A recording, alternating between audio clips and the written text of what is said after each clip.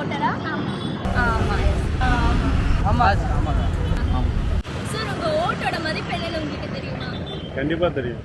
கண்டிப்பாக என்னுடைய ஓட்டுனால இந்த நாட்டோட நிலைமையை மாற்ற முடியும். தெரியும் மேடம். தெரியும்.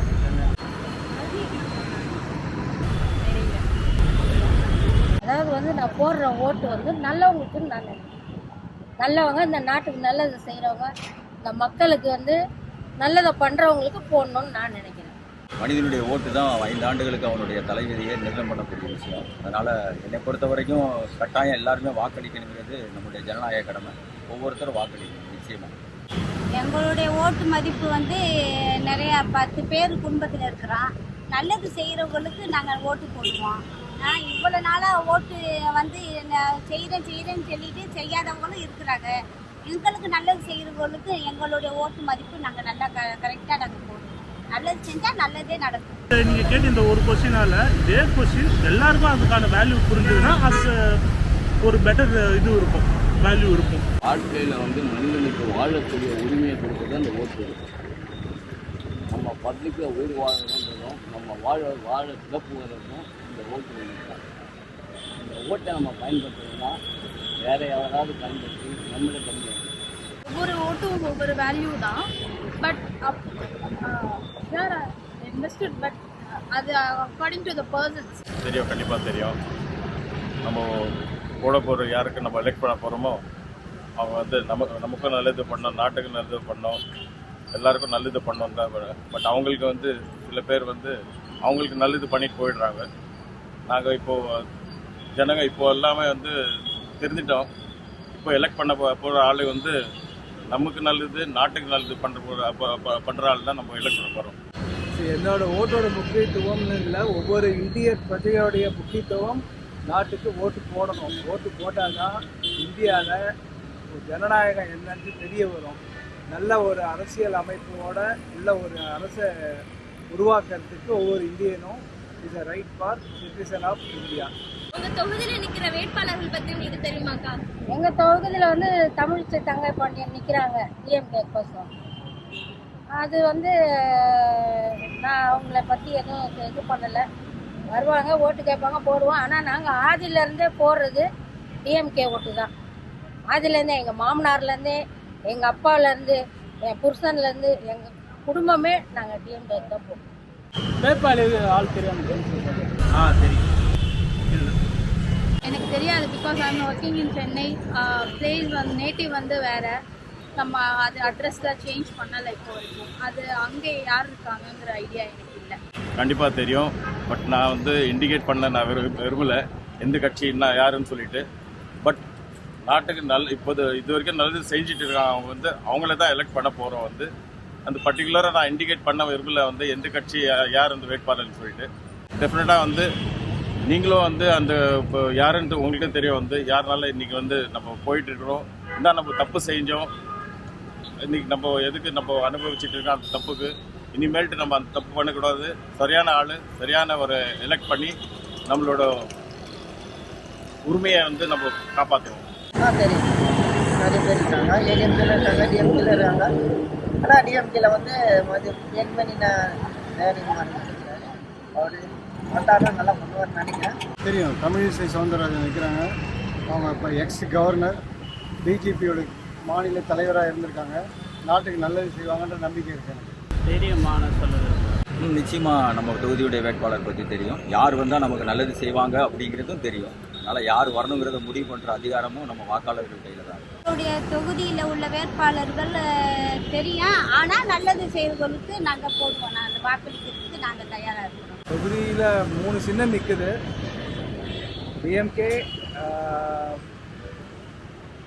காமாத்தாக்க சைக்கிள் சின்னம் ஒன்று நிற்குது, உதயசூரியன் நிற்குது, ஏடிஎம்கே நிற்குது. உங்கள் ஒரு ஓட்டுனால என்ன மாறும் நீங்கள் நினைக்கிறீங்க? ஆட்சி மாறும். மாற்றத்துக்கு ஒரு ஓட்டுலேயும் ஜெயிக்கலாம், ஒரு ஓட்டுலேயும் தோக்கலாம். அந்த மாற்றங்கள் ஒரு ஓட்டுனால தலையெழுத்தே மாறும். ஒவ்வொரு அரசியல்வாதியோட தலையெழுத்தே மாறும்.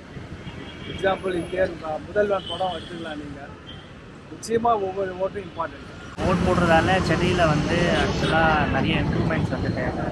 ஸோ அந்த இம்ப்ரூவ்மெண்ட்ஸ் எல்லாமே வந்து நம்ம கரெக்டான ஆளுக்கு வந்து இந்த ஓட்ஸ் எல்லாமே சேர்ந்தா it will be really helpful. Because இப்போ இருக்கிற டிஎம்கேவோட பார்ட்டி வந்து பண்ணுற சேஞ்சஸ் வந்து இட்ஸ் தேர், பட் ரொம்ப டிஃப்ரென்சஸ் எதுவுமே தெரியல. பட் ஸ்டில் இன்னும் நிறைய இம்ப்ரூவ்மெண்ட்ஸ் தேவை. Public is not happy with what they have decided. So let's see what happens. ஒரு ஓட்டுனால மாற்றம் வராது. ஒவ்வொருத்தரும் அப்படி சிந்திச்சு எல்லாரும் அவங்களோட ஓட்டு போட்டால் கண்டிப்பாக மாற்றம் வரும். சரி, நீங்க ஒருத்தவங்களுக்கு ஓட்டு போடணும்னா அந்த வேட்பாளருக்கு என்னென்ன தகுதி இருக்கணும் நீங்க எதிர்பார்க்குறீங்க? மேபி யங்ஸ்டர் நம்மளோட ஜென்ரேஷனில் இருக்கவங்க யாராவது இருந்தால் இட் வில் பி பெட்டர். அவங்க ஃபர்ஸ்ட் யங்கஸ்டராக இருக்காங்க அண்ட் அவங்க நல்லா படிச்சிருக்காங்க. என்ன தகுதினா மக்களை வந்து பார்க்கணும், மக்கள் குறைங்களை கேட்கணும், அவங்களுக்கு என்ன தேவையோ அதை கேட்கணும். சும்மா ஓட்டு கேட்க மட்டும் வந்துட்டு மற்றபடி திரும்பி அந்த தொகுதியை திரும்பி பார்க்காத அடுத்த எலெக்ஷனுக்கு வந்து மக்களை சந்திக்கிறதெல்லாம் வந்து இது கிடையாது. மக்களுக்கு என்ன தேவை அந்த தொகுதியில் இருக்கிறவங்க சொல்லுவாங்க. அதுக்கு இப்போ அந்த தொகுதியில் வார்டு நம்பர் அது இதுன்னு கவுன்சிலர் அப்படி வச்சுருப்பாங்க இல்லையா, அவங்க சொல்லுவாங்க இந்த தொகுதிக்கு என்ன தேவைன்னு. அதை வந்து அந்த எம்எல்ஏன்றவங்க பூர்த்தி பண்ணணும். பண்ணாதான் மறுபடியும் எலெக்ஷன் கேட்டுன்னு வந்தால் அந்த ஜனங்க நம்மளுக்கு நல்லது பண்ணுறாங்க, இவங்களே மறுபடியும் எம்எல்ஏவா வரட்டும் அப்படின்னு மனசில் இருக்கு. நிச்சயமாக அவங்க வந்து கூப்பிட்ட குரலுக்கு ஓடோடி வர்றவங்களா இருக்கணும். நம்ம தொகுதியில் நடக்கக்கூடிய பிரச்சனைகள் எதுவாக இருந்தாலும் அதை உடனடியாக வந்து சரி செய்து கொடுக்கக்கூடியவங்களா இருக்கணும். நம்மளில் ஒருத்தவங்களா இருக்கணும் அப்படிங்கிறது தான் என்னுடைய வேண்டுகோள். என்னுடைய ஆதங்கமும் அதான், எல்லாருடைய ஆதங்கமும் அதுவாக தான் இருக்கும். ஒரு சேஞ்சஸ் எல்லாருக்கிட்ட இருக்கும், அது மட்டும் போதும். இங்க இப்படி இருக்குன்னா அது வந்து அதெல்லாம் இருக்கக்கூடாது அப்படின்ட்டு எல்லாமே சேஞ்ச் பண்ணா மட்டும் போதும். மக்களோட நன்மை மேலே அவங்களுக்கு ரொம்ப அதிக இதாக இன்ட்ரெஸ்ட் இருக்கணும். நல்ல எஜுகேஷன் குவாலிஃபிகேஷன் இருந்தாலே போதுங்க, வேறு எதுவும் தேவை. சரி, அந்த வேட்பாளர் வந்து படித்தவராக இருக்கணும்ன்ட்டு நான் சொல்ல மாட்டேன். we should understand what are the problems exist in this area and what can you do with the central ministers இன்டர்கேஷனோட அவரால் இந்த தொகுதிக்கு என்ன பண்ண முடியும், அதுதான் அவரோட தகுதியாக நான் பார்க்குறேன். யார் நல்லா வந்து நம்ம மக்கள் நல்லா பண்ணுறாங்களோ அவங்களுக்கு தான் ஓட்டு பண்ணணும். யார் கவுன்சில் நல்லா யூஸ் பண்ணுறாங்களோ அவங்க நல்லா இது பண்ணணும். நல்லது நடந்தால் போதும், அவ்வளோதான். இப்போ வரைக்கும் நல்லது எது நடந்ததுதான் தெரியல. இதுக்கப்புறம் நல்லதாக நடந்தால் நல்லதாக இருக்கும். கண்டிப்பாக அந்த வேட்பாளருக்கு வந்து இல்லையா படிச்சே இருக்கணும். அவருக்கு வந்து ஒரு மிடில் கிளாஸ் பீப்புளுக்கு வந்து என்ன வலின்னு சொல்லி பெயின் என்னன்னு தெரியணும். அவங்களுக்கு வந்து ஒரு புவரிட்டி, ஒரு வேலை வாய்ப்புக்கு வந்து ஜனங்க வந்து இன்றைக்கி வந்து யங்ஸ்டர்ஸ் எல்லாம் வந்து எவ்வளோ வந்து கஷ்டப்பட்டு இருக்கிறாங்க, அந்த பெயின் வந்து அவங்களுக்கு புரியணும். அந்த மாதிரி தகுதி இருக்கணும் வந்து ஸ்பெஷலாக வந்து இந்த வேட்பாளருக்கு. ஸோ அந்த பேஸ் வந்து அந்த மிடில் கிளாஸ் லோவர் கிளாஸோட பெயின் தெரிஞ்சால்தான் அந்த வேட்பாளரை நிற்கிறோம். ஏசியில் வந்து ஜஸ்ட் அந்த 5 வருஷத்துக்காக வந்து மூஞ்சி காமிச்சிட்டு இப்படி கையை காமிச்சிட்டு போடுற அந்த மாதிரி வந்து அவர் வந்து தகுதியே கிடையாது. அந்த மாதிரி வேட்பாளர் வந்து நம்மளுக்கு ஒருத்தர் வந்து சேர்ந்து இருக்கணும். அந்த மாதிரி வேட்பாளர் தான் நம்ம எதிர்பார்க்கணும். எனக்கு தெரிஞ்சு ரொம்ப படித்த ஒரு கேண்டிடேட்னா அண்ணாமலை வந்து ரொம்ப நல்லா படித்த கேண்டிடேட். அவருக்கு வந்து எக்ஸ்பீரியன்ஸ் மேபி கம்மியாக இருக்கலாம், அவர் படித்தவர். பேரலாக ஒரு ஸ்டாலின்றவர் எக்ஸ்பீரியன்ஸ் இருக்கும். இந்த 2 காம்போவும் சேர்ந்து கிடைக்கிற மாதிரி ஒரு ஆள் இருந்தாங்கன்னா இஸ் பெஸ்ட் கேண்டிடேட் என்னை பொறுத்த வரைக்கும். அவங்கக்கிட்ட வந்து பப்ளிக் என்ன சொல்கிறாங்கன்றது அவங்க ஃபஸ்ட்டு லிசன் பண்ணணும். அதை வந்து இம்ப்ளிமெண்ட் பண்ணுறதுக்கான பிளான்ஸ் வந்து அவங்க பண்ணிவிட்டு we should explain it to the public கிட்ட வந்து சொன்னால் தான் வந்து இது என்னது அப்படின்னு சொல்லிட்டு தெரியும். அப்படி அவங்க வந்து அதை சொல்லலைன்னா அவங்க என்ன இம்ப்ளிமெண்ட் பண்ண போகிறாங்கன்னே தெரியல. ஜஸ்ட் அவங்க மீடியாவில் வந்து ஃபோட்டோஸ் மட்டும் காமிச்சு இதெல்லாம் பண்ணியிருக்கோம் அப்படின்னு சொல்லி ஜஸ்ட் ஒரு ஷோக்காக காமிக்கிறது it's different. And what they say to the public அது வந்து டிஃப்ரெண்ட். ஸோ சொல்லிட்டு செஞ்சு காமிச்சா தட் இஸ் டிஃப்ரெண்ட். வெறும் பப்ளிக் வந்து நியூஸில் மட்டும் காமிச்சு எல்லாமே ஏமாத்துற மாதிரி இருந்தால் தட்ஸ் நாட் யூஸ்ஃபுல். கண்டிப்பாக என்னை பொறுத்த வரைக்கும் நான் சும்மா கட்சியை பார்த்தோ சின்னத்தை பார்த்தோ ஓட்டு போட மாட்டேன்.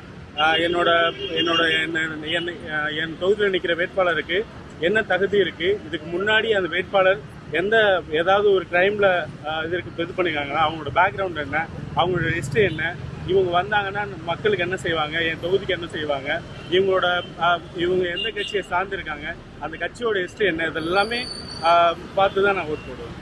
இப்போ வந்தவங்க வந்து என்ன செஞ்சாங்களோ அதை விட நல்ல மதிப்பும் மரியாதையும் கொடுக்குற மாதிரி எல்லாருக்கும் இப்போ பெண்களுக்கு சின்ன குழந்தைகளுக்கு என்ன உதவி செய்கிறாங்களோ அவங்களுக்கு உள்ள மதிப்பு வந்து சரியாக இருக்கணும். எனக்கு வர்றது வந்து எத்தனையோ ஓட்டில் நிறையா பேர் வந்துட்டு போயிட்டாங்க, ஆனால் காங்கிரஸ் மட்டும் வரல.